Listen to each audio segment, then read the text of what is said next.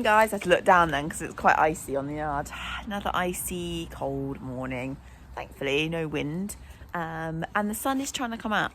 Better than yesterday. Yesterday, the sun made no effort to come out and it was blinking freezing all day, like got into your bones. But I'm a bit fed up with this weather because as much as I love it when the sun comes out and we have the blue skies and so on, when it's this cold and the roads are really icy, especially like kind of little country lanes that don't get gritted, I lose work. I have this morning. I knew it was going to be a problem because it's not really meant to start sort of thawing out till 11, half 11. And my first job of the day is on country lanes where it won't be gritted and there's not many cars. So job cancelled, which is annoying but necessary.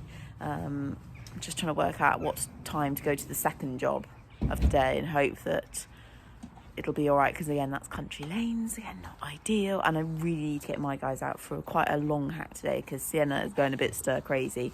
Annoyingly, I'm not going to be able to get them out on the yard because it's icy out here, and we had this kind of tiny bit of irritating sleety snow yesterday afternoon, and it is just making everything very slippery. Yay! But next week looks better. It looks like it's going to warm up a little bit. Yes. It is almost midday and it's still not quite defrosted enough. I'm here with this chap, just giving him a bit of a groom, thinking I could get him out. And actually, I think the roads would be fine, but his yard is still an ice rink, and the kind of track to the driveway so I can get out on the road is an ice rink. So I don't think I'm going to get him out. And I'm not actually convinced I'm going to get mine out because the yard was still really icy when I left home, and my driveway was really icy. So we need the sun to do some magic powers and really zap away the ice. This is why I'd rather it would rain, because if it's mild and it's raining, I don't have this issue. However beautiful it is out there right now, which it is gorgeous, it's not very practical weather. I am back. I reckon, give it another hour, I might be able to get mine out. I reckon maybe by 3 o'clock I might be okay. Depends how quickly the temperature starts dropping again, but it's still, as I showed you, still kind of the white, icy, snowy stuff on my drive. The client wasn't meant to be there today when I went in, because I was meant to do some other bits and pieces as well, which I did. And obviously I made the decision not to ride because I felt like it was far too icy. I only went flying on her yard, and I didn't feel like there was a safe enough area to get the pony out of the stable and out onto the big yard to get it to the driveway to get it on the road. And it's not worth the risk. It's just not worth the risk. And anyway, I bumped into her at the end, not expecting her to be home. And she wasn't best pleased that I didn't ride. And sometimes I wish I was a bit more assertive, because I sort of just let her kind of be a bit like, oh, I don't know why you didn't ride. It's not that bad, blah, blah, blah. And I should have been a bit like, actually, you know what? If he'd fallen over or, he'd slipped on the ice and we'd both come down, would have been in a lot of trouble. So, I know I made the right decision. All my other jobs cancelled as well today, so they all agreed with my decision making. It was just this one person. But it's really infuriating sometimes, and you kind of just gotta let it go over the top of your head and just know that you made the right decision. But I don't like having it wasn't a telling off, but I don't like the kind of sort of, this person's known me for a really long time, so the fact it was like they didn't trust my judgment of the ice. And like they said to me, oh, well, I've put him on the field today, he's had a gallop around. I'm thinking, it is rock solid, rutty as hell out in that field. I was like, that's how to damage your old retired pony. Anyway, gotta just let it go, not let it wind me up, because right now it's winding me up, if you can't tell. Just back from a very entertaining ride. I mean, Sienna was gonna be sparky because she was in all day yesterday, so had a few bucks on the end of the rope and just generally being a bit of a plonker. Did not expect Corporal, however, to nearly hit the deck. Honestly, he was like Bambi. He didn't hit ice or anything. I think she spooked him. He was being a bit funny about all the pigeons out, and he just lost his footing. And you're thinking, we're going to end up on the deck in a second. But when he came back up, she was being silly about some cows. As he kind of finally got back on his feet, he picked up Canter.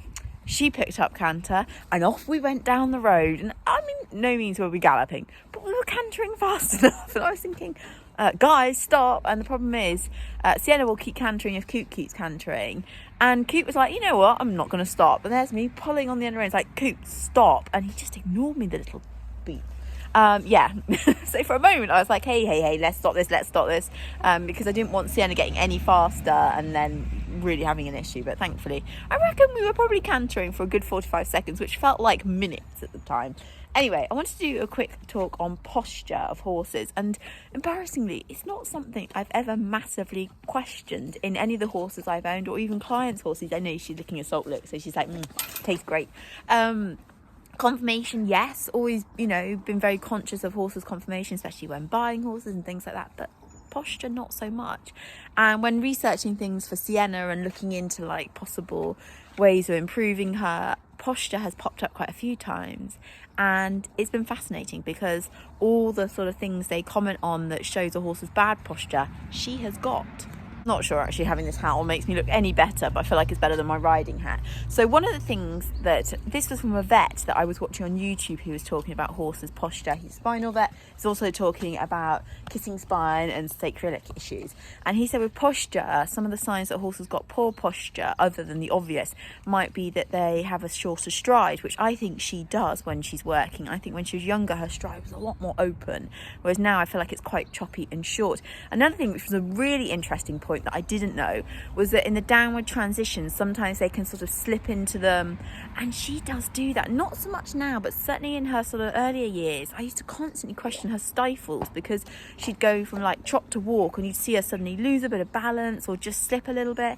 They can also trip or stumble a bit. She's not generally too bad, and again, on the school, sometimes she can stumble a little bit. So that was both really interesting things that I didn't know could be a sign of bad posture in a horse. So an obvious one would be your horse's neck and head position. And though right now Sienna is in a very neutral position because she's licking the lick, generally speaking, she does actually carry her neck and head set quite high. And I'll add some pictures in from literally just hacking her out then.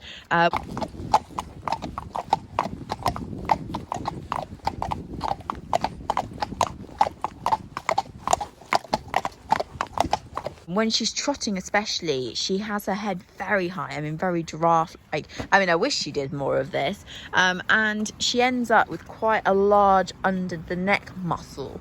And even when she's sometimes just stood in the stable, she naturally stands with her neck and head quite high.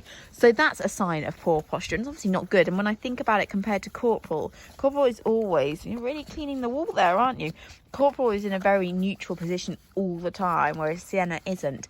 Another sign is their back. I did give her a brush, she's just very dusty. If I zoom out a little bit here, she is quite dipped in the back. She has been from the day she's been broken in. That is another sign. Also, like their stomach. So horses that tend to have quite a big belly and ones that hang quite low, that can be a sign of poor posture, and hers does do that. She has got quite a large and low stomach. Definitely compared to Corporal, hers is quite a lot more dropped. And also when you look at her bottom, she doesn't have great muscle at all across her back, but she does have quite a little sort of bump on top, but a lack of muscle either side of that. Again, all signs of bad posture. Also leg wise, I'm going to need to step back a little bit here. Generally speaking, actually, with her hind legs, she's not too bad, and she has them in a fairly nice line under her. Corporal, on the other hand, often has his hindquarters a mile out behind him, but there are times when Sienna definitely does have her hind legs a little bit too far out behind. I think lots of horses do, but I wouldn't say that's her biggest sort of negative when it comes to posture. So all these factors I've been looking into with her made me realise that actually her posture is shocking, and we really need to work on it. So I have created a little, I guess you could call it like a little rehab routine, which I'm trying really hard to stick to. Not that easy at this time of year. Anyone that's rehabbing a horse, especially from like kissing spine issues or sacroiliac issues, will know it's really hard work. You have to be super consistent with it, and it takes a long time. It's one of those things. Quite often when I get back from work, my little kind of rehab routine for her will take like half an hour, but that's half an hour out of going for a hack with both horses and giving her enough of a workout, because the other problem is she's still licking the wall. The other problem I have with Sienna is she has so much energy that unless you do a decent amount of work with her, that's not going to cut it. And actually the last few days, all she's done was did some like in-hand work in the arena, pole work, that kind of thing. That is not enough. She needs to really have a good trot on the roads and get rid of some of this energy. So that makes it quite tricky as well. Trying to not lunge her too much because she's gone a little bit wild child on the end of the lunge and she just doesn't do herself any favours. So yeah, her posture is bad. The thing is there an issue causing her to have bad posture, like her SIs, like her kissing spine, or is the bad posture something that's just sort of happened and that's causing the kissing spine or the sacroiliac? I don't know. Need to talk to the vet about that. Still licking the wall. She loves to clean.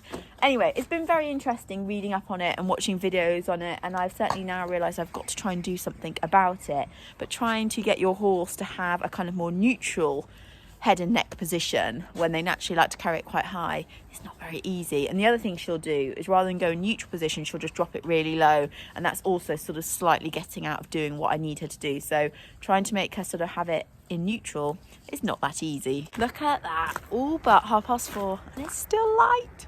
It's literally all anyone's talking about at the moment, isn't it? Like how much lighter it is in the afternoons. It just makes all the difference.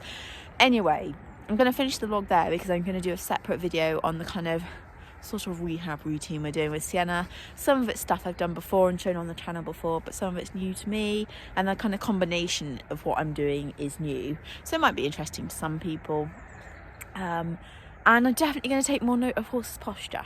I'm always pretty good on conformation, as I've said, and actually Sienna has good conformation, but she has rubbish posture, and I think it's made me more aware to just look at a horse's natural posture and how they hold themselves. And especially, not that I'm ever going to buy another horse, but if I was like looking with a client, to kind of take note of how the horse naturally stands when tied up in the yard or stood in the stable or out in the field. Because now I think back to horses I've owned and clients' horses that have had back issues, they all have had quite a high neck and head carriage and have naturally stood, even when out in the field, with quite a high neck and head carriage. So that's quite interesting. Just things to take more note of. It's all learning, isn't it? It's all good to have all this knowledge. But yeah, I feel slightly stupid that I hadn't taken on board how important posture was and taken more notice of it, especially with Sienna. Not sure why, but I just didn't. Anyway, I'm going to leave it there because it's actually quite cold out here and I want to go in. But I will see you guys next week.